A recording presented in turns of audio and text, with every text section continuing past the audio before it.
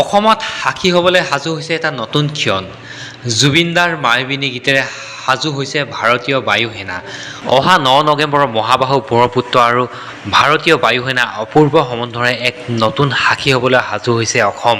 লাচিত ঘাটত ভাৰতীয় বায়ুসেনা শক্তিয়ে উৰণ প্ৰদৰ্শন কৰি আমাৰ সকলোৰে মৰমৰ হিয়াৰ মঠু জুবিন দাক শ্ৰদ্ধাঞ্জলি জনাই দেশবাসীক আলোকিত কৰি তুলিব আৰু সাক্ষী হৈ ৰ'ব অসমবাসীৰ লগতে গোটেই দেশবাসী।